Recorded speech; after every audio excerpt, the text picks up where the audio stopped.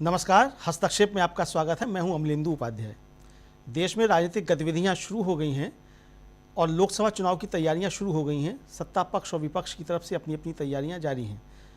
रोज़ लगातार कहीं ना कहीं कोई ना कोई चुनावी जनसभा हो रही है और हर दल अपनी तरफ से अपने अपने तर्क पेश कर रहा है। तो इस समय चुनावी माहौल क्या है और देश के अंदर किस तरीके की चुनावी गतिविधियाँ चल रही हैं, इसकी समीक्षा करने के लिए DV लाइव पर एक गंभीर परिचर्चा का आयोजन किया गया। उस परिचर्चा में मैंने भी हिस्सा लिया। परिचर्चा का संचालन किया DV लाइव के प्रधान संपादक राजीव रंजन श्रीवास्तव ने। तो आइए सुनते हैं उस परिचर्चा के कुछ प्रमुख अंश साभार। अगर आपने हमारा YouTube चैनल अभी तक सब्सक्राइब नहीं किया तो इसको सब्सक्राइब कर लीजिए, वीडियो को लाइक और शेयर कीजिएगा और कमेंट करके बताइएगा भी कि इस परिचर्चा पर आपकी क्या राय है। धन्यवाद। सुनते हैं इस परिचर्चा के कुछ प्रमुख अंश साभार। और बहुत कुछ बदल चुका है पिछले देखिए 2-4 दिनों में, और उसमें एक और चीज, एक नया शब्द आ गया है इस राजनीति में। हालांकि इस शब्द का इस्तेमाल काफी होता है, लेकिन कांग्रेस लेके आई है और वो शब्द है शतरंज। और शतरंज की अभी चाल बाकी है, ये कहना है कांग्रेस का। और दूसरी तरफ कुछ दिनों पहले, 2-3 दिन पहले ही राहुल गांधी शतरंज खेलते हुए एक वीडियो बनाते हैं, उसकी भी काफ़ी चर्चा होती है। और पहली दफ़ा ये पता चलता है कि राहुल गांधी जब 7 साल की उम्र के थे तब से वो चेस के खिलाड़ी हैं। और अब तो चेस के खिलाड़ी जो हैं वो सियासी बिसात बिछाकर तैयार बैठा हुआ है। और कैसे उसने पटखनी दी है, अमेठी अमेठी कहते कहते लोग जो हैं राय बरेली पहुंच गए और पीछा करते करते। ये सब कुछ आपने देखा। अब जरा आपसे समझना चाहता हूं कि इस चेस की बिसात पे कौन बाजी मारता हुआ दिखाई दे रहा है। ये कोई छोटा सा सवाल, लेकिन इंपॉर्टेंट सवाल कि जो कांग्रेस पार्टी कह रही है कि अभी बहुत सारी चालें जो हैं वो बाकी हैं। एक पत्रकार होने के नाते आपसे जरा समझना चाहता हूं कि ये कौन सी चाल हो सकती है। प्रियंका गांधी भी कह रही हैं कि मैं चुनाव लड़ूंगी। आज उन्होंने कहीं कहा है कि चुनाव मैं लड़ूंगी, किसने कहा कि नहीं लड़ूंगी। तो ये सारी चीजें जरा क्लब करके, और अगर कुछ निकलता हो तो निकालने की कोशिश कीजिए। कुछ ना कुछ नया आपके पास रहता है, इसलिए आपसे समझना चाहता हूं कि क्या कुछ निकलने जा रहा है। देखिए, प्रियंका गांधी अगर चुनाव लड़ेंगी तो बहुत बड़ा तूफान खड़ा हो जाएगा। वो जहां से भी लड़ेंगी, क्योंकि अभी बहुत सारा इलाका बाकी है जहां से प्रियंका गांधी तूफान मचा सकती हैं। आपको एक कल्पना ये भी कर लेनी चाहिए कि क्या प्रियंका गांधी वाराणसी से चुनाव लड़ सकती हैं क्या।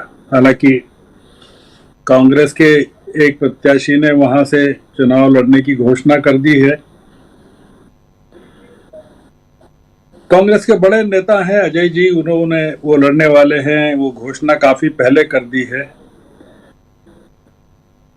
प्रियंका अगर लड़ेंगी तो आप सोचिए कि क्या बनारस में क्या होने वाला है। अभी बहुत सारा खेल बाकी है राजीव जी। ये अभी तो 7 चरण है और तीसरा भी नहीं पूरा हुआ है। और आपने देखा कि कैसे भारतीय जनता पार्टी हाँफ रही है। एक चीज केवल देखने की है कि पार्टी एक बिल्कुल असहाय स्थिति में पड़ी हुई है, जैसे किसी कत्ल खाने में पार्टी पड़ी हुई है और उनको पता नहीं है पार्टी को कि वो क्या करे। एक असहायता की जो स्थिति पूरी पार्टी, इतनी बड़ी 18-20 करोड़ लोगों की जो पार्टी है, उसको पहुंचा दिया है कुछ लोगों ने प्रधानमंत्री के नेतृत्व में। तीसरे चरण में यह तय हो जाएगा राजीव जी कि भारतीय जनता पार्टी को 200 से ऊपर सीटें मिल रही है कि 200 से नीचे सीटें मिल रही है। मैं इसमें ईवीएम को नहीं गिन रहा हूं, मैं केवल प्रधानमंत्री जी की बौखलाहट को गिन रहा हूं। वो जिस तरह से उनकी बॉडी लैंग्वेज दिख रही है, वो आज ये जो आप दिखा रहे हैं, प्रियंका बोल रही हैं, ये गुजरात का उनका दृश्य है।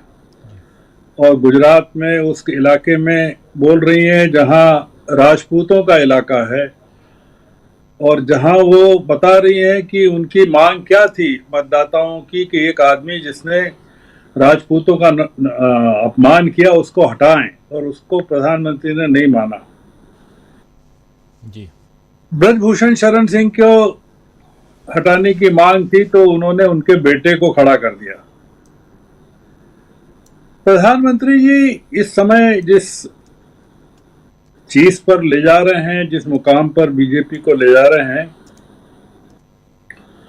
आप केवल एक चीज देखिए कि ये जो कर्नाटक का सेक्स स्कैंडल सामने आया, आज रेवन्ना को एसआईटी ने हिरासत में लिया है, जो कि बीजेपी के बड़े नेता हैं। इसका जो असर है कर्नाटक की जो बाकी सीटें हैं, 14 सीटें, उस पर क्या पड़ने वाला है तीसरे चरण में,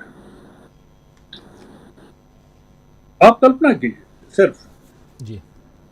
और चौथे चरण में आंध्र की 25 सीटों पर और तेलंगाना की 17 सीटों पर क्या पड़ने वाला है।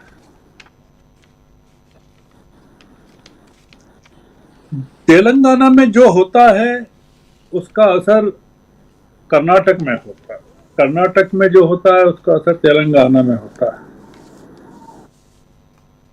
20 दिन से दबा कर रखा था ये जो रेवन्ना, ये प्रज्वल का मामला है,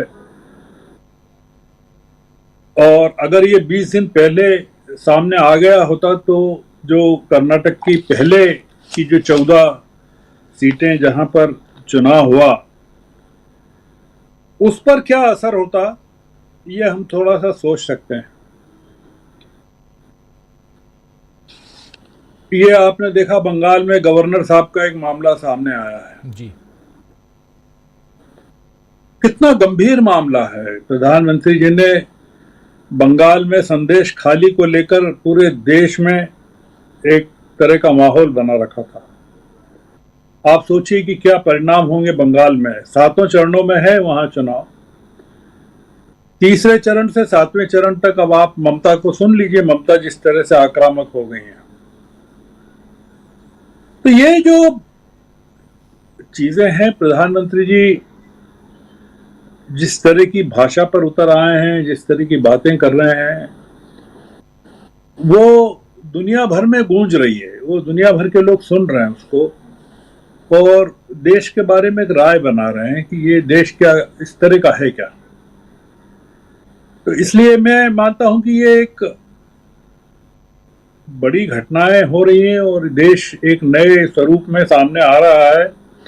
ये चुनाव तीसरे चरण के बाद, मैंने पहले भी कहा था, अभी फिर कह रहा हूं कि इसका फैसला तीसरे चरण में हो जाएगा, क्योंकि जैसा प्रशांत जी ने भी कहा कि 190 सीटें पहले 2 चरणों की और 94 सीटें तीसरे चरणों की। अब आप बताइए कि इसके बाद बीजेपी के पास क्या बचता है, और वो जो बाकी चरण बच रहे हैं उसमें बीजेपी के लिए कोई स्थान ही नहीं है। वो तमाम राज्य लगभग समाप्त हो जाएंगे जहां से बीजेपी जीत सकती है, क्योंकि अगर बंगाल, उत्तर प्रदेश, बिहार और महाराष्ट्र, केवल ये 4 राज्य हैं जहां 7 चरणों में होने हैं, बाकी सारे राज्य लगभग निपट जाएंगे। और जो राज्य बचे हैं वो चौथे चरण के राज्यों में जो भी राज्य हैं वहां बीजेपी को कोई बहुत बड़ा लाभ होने वाला नहीं है। तो इसलिए ये चुनाव अपने मतलब तीसरे चरण के बाद अपना महत्व कम होता जाएगा। आपने अगर देखा हो, गौर किया हो, स्टॉक मार्केट को, आज के स्टॉक मार्केट को जो खबरें आई हैं, गिर गया स्टॉक मार्केट। कल की खबर थी 700 पॉइंट के करीब नीचे गिरा था जी। आज की खबर मैंने देखी नहीं, कितना क्या डेवलपमेंट है आप शायद देख के बता सकते हैं। आज बंद होगा। हाँ, आज बंद था, सैटरडे बंद था। तो सोमवार को जब खुलेगा स्टॉक मार्केट तब आप देखिएगा, उसमें जो कारण बताया जा रहा है कि कच्चे तेल के दाम जो घटे हैं उसके कारण हुआ है, कुछ इस तरह के रीजन बताए जा रहे हैं। ये जो भी है घर साहब, एक पॉइंट और भी है उसमें कि अडानी की 6 कंपनियों को सेबी ने जांच का आदेश दे दिया है। वो तो है ही। सेबी ने जो आदेश दिया है, जांच का आदेश दिया, वो तो अपनी जगह है।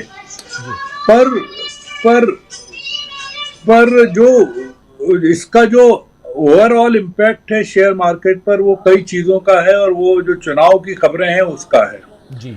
शेयर मार्केट के गिरने से जो बड़ा फर्क पड़ेगा राजीव जी, जो विदेशी पूंजी निवेश है वो पूरी तरह से क्रैश कर जाएगा और सब विड्रॉ हो जाएगा अपने यहाँ से।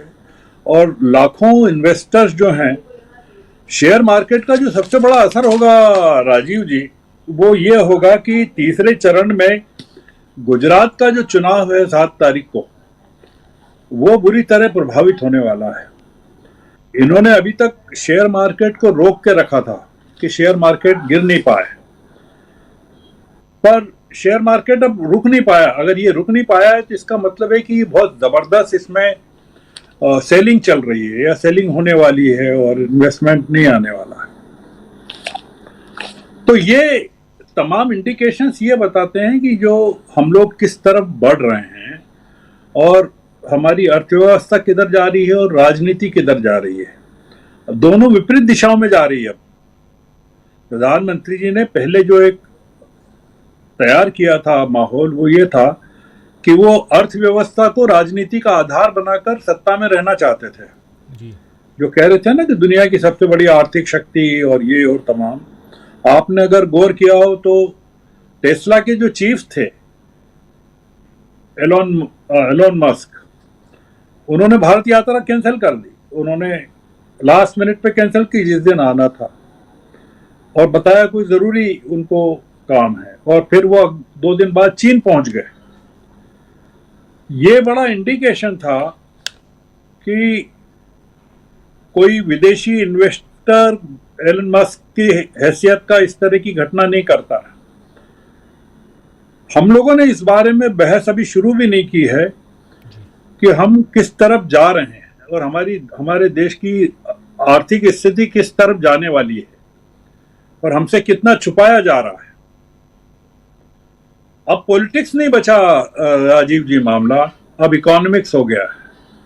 और आपने देखा कि सीतारमन जी ने क्या कहा था कि उनके पास चुनाव लड़ने को पैसे नहीं है। अगर आप गौर करें तो आप बस प्रतीक्षा कीजिए कि इन चुनाव के संपन्न होते से ही कितने मंत्री अपने पदों से इस्तीफे देते हैं और उनमें नेतृत्व कौन करता है। तो हम लोग एक बड़े अगर राजनीतिक अस्थिरता की तरफ जा रहे हैं, और वो राजनीतिक अस्थिरता देश के लिए बहुत खतरनाक साबित होने वाली है। और उसके लिए जो एकमात्र जिम्मेदार होंगे व्यक्ति, वो प्रधानमंत्री और उनकी जो कोटरी है वो जिम्मेदार होगी। ये प्रियंका गांधी और राहुल गांधी जो कर रहे हैं वो तो अपनी जगह है, पूरा देश इस समय उनके साथ खड़ा हुआ है। आप देख रहे हैं उनकी सभाओं में किस तरह से प्रधानमंत्री जिस स्तर पर आकर आक्रमण कर रहे हैं राहुल गांधी पर, मुस्लिम फैक्टर को जिस तरह से वो एक्सप्लॉइट कर रहे हैं, पाकिस्तान को जिस तरह से ला रहे हैं, ये ऐसा कभी नहीं हुआ। हमारे यहाँ कभी मोदी जी ने भी नहीं किया, कभी पिछले इलेक्शन में भी नहीं किया उन्होंने। वो इसको इस पर आना पड़ रहा है। इसका मतलब है कि स्थिति बहुत गंभीर है। ये बीजेपी के हाथ से चुनाव हाथ से निकल चुका है। अब वो उसको कहाँ रोकना चाहते हैं, ये जैसे बांध टूट जाता है और फिर रेत की बोरियों से उसको पानी को शहर में घुसने से रोका जाता है, ये उस तरह की कोशिश चल रही है सुनामी को रोकने की। तो वो संभव नहीं है। अब जो हमको थोड़ा सा प्रतीक्षा करना पड़ेगी। कल जो 7 तारीख का जो वोटिंग है, मैंने कहा है, मैं रिपीट कर रहा हूँ, 7 तारीख का मतदान केवल ये तय करेगा कि बीजेपी को 200 प्लस मिल रहा है कि -200 मिल रहा है। बाकी मैं अभी भी इस बात पर हूं कि बीजेपी को बहुमत मिलने की कोई संभावना नहीं है। एक अलग तरह की राजनीतिक अस्थिरता की तरफ मोदी जी ले जा रहे हैं। अभी भी वो चाहें अपनी भाषा के जरिए, अपने अप्रोच के जरिए चीज़ों को, मतदाताओं को थोड़ा सा, जैसा इन्होंने कहा राहुल लाल ने, वो संभाल सकते हैं, पर वो शायद संभालने की स्थिति में नहीं बचे। अकेले हो गए हैं मोदी राजीव जी। हमारे प्रधानमंत्री इस समय पूरी तरह अकेले हैं, आप देख रहे हैं। तो ये जरा ये समझना चाहता हूँ गर्ग साहब, जरा समझना चाहता हूँ राजनीतिक अस्थिरता की जो आप बात कर रहे हैं, ये कैसे, मैं थोड़ा सा इसको एलोबरेट कीजिए कि कैसे राजनीतिक अस्थिरता, अगर सपोज सरकार मोदी जी या बीजेपी जो है वो हार जाती है, 200 सीटें नहीं 150 सीटों तक में, जैसे राहुल गांधी कह रहे हैं 150 सीटें मैक्सिमम आएंगे तो 150 सीटें, तो सरकार बना नहीं पाएंगे, तो फिर अस्थिरता कैसे?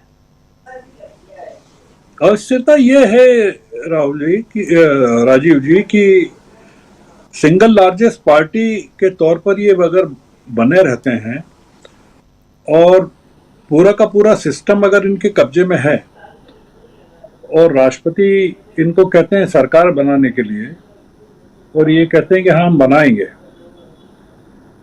हमको उसके बाद का जो घटनाक्रम है उसको देखना पड़ेगा कि किस तरह की पॉलिटिकल इंस्टेबिलिटी देश में कायम होती है और वो कितने लंबे समय तक चलती है, वो मामला है। ये मैं उसको इस तरह से देख रहा हूँ कि क्या प्रधानमंत्री जिस कॉन्फ्रंटेशन के मोड में ले जाना चाहते हैं पॉलिटिक्स को, वो उसमें सफल हो पाएंगे क्या, और उसमें भारतीय जनता पार्टी, आरएसएस उनका किस हद तक साथ देगी या कौन लोग साथ देंगे, ये स्थिति है। क्योंकि हमारे पास दुनिया के उदाहरण हैं जिसमें जो लोग सत्ता में होते हैं वो पराजय को स्वीकार नहीं करते हैं, आखिर तक नहीं करते हैं। हमारे पास अमेरिका इसका सबसे बड़ा उदाहरण है।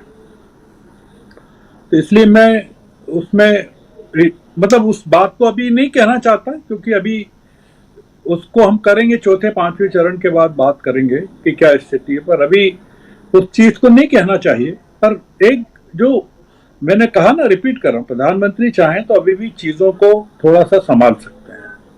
अभी बहुत सारी चीजें ऐसी हैं कि जो प्रधानमंत्री के हाथों में है, उनकी बॉडी लैंग्वेज में, उनके बोलने में है। वो जितना ज्यादा आक्रमण करेंगे, जिस तरह का कर रहे हैं गांधी परिवार पर व्यक्तिगत स्तर पर, जो जिस तरह की भाषा का कर रहे हैं ना, आपने सुना ना प्रियंका गांधी को बोलते हुए शहजादा और तमाम चीजें वो बोल रहे हैं, वो लोगों को पसंद नहीं आ रहा। लोगों का कनेक्ट इस तरह का इमोशनल हो गया है राजीव गांधी के साथ कि अब वो सुनने को तैयार नहीं है कि आप कुछ उन पर आक्रमण करेंगे और वो सुन लेंगे, क्योंकि वो आपने पार्लियामेंट से उनको निकाला, उनको घर से निकाला, उनको जेल तक भेजने की आपने पूरी कोशिश की, अदालतों में साथ नहीं दिया गया उनका, सुप्रीम कोर्ट से वो निकल कर आए। और सबसे बड़ा जो ये कोविशील्ड का जो मामला सामने आया है, अगर आपने देखा हो जी, जिसको प्रधानमंत्री जी ने एक अपनी शील्ड के तौर पर इस्तेमाल किया देश और दुनिया में, और उन्होंने कहा कि दुनिया के कितने मुल्कों को उन्होंने कितने करोड़ टीके भेजे। आप सोचिए कि उन देशों की प्रतिक्रिया हमको पता नहीं है अभी क्या हुई। वो तमाम छोटे छोटे और गरीब मुल्क हैं जहां उन्होंने टीके भेजे हैं। तो हमारे यहाँ लोगों में बड़ा एजिटेशन है इसको लेकर, कोविशील्ड को लेकर तमाम चीजें हैं कि वो अगर मैनिफेस्ट होता है तमाम चीजें, तो सारे फैक्टर्स इस समय सरकार के, आपने देखा ना कि राहुल गांधी ने जांच की मांग की थी उस समय, कि वैक्सीनेशन का विरोध नहीं किया था जी, तमाम चीजें। तो राहुल गांधी ने जो जो कहा वो सब सही साबित हो रहा है और लोगों को लग रहा है कि यार ये इस आदमी ने उस समय जो कहा था सब सही साबित हो रहा है। तो इसलिए ये पूरा मामला जो है, ये अब आपने देखा कि ईवीएम से भी अलग हो गया है। मतलब आप देख रहे हैं एंटी इनकम्बेंसी इतनी जबरदस्त हो गई है कि ईवीएम की बात भी गौण हो गई है। हालांकि सुप्रीम कोर्ट ने कोई राहत नहीं दी है ईवीएम के मामले में, सिवाय इसके कि जो सेकंड कैंडिडेट है या जो भी है नियरेस्ट कैंडिडेट, वो चाहे तो वेरिफिकेशन के लिए वो कर सकते हैं, पर बाकी कोई रिलीफ नहीं है। जी जी बिल्कुल। आशा है ये वीडियो आपको पसंद आया होगा।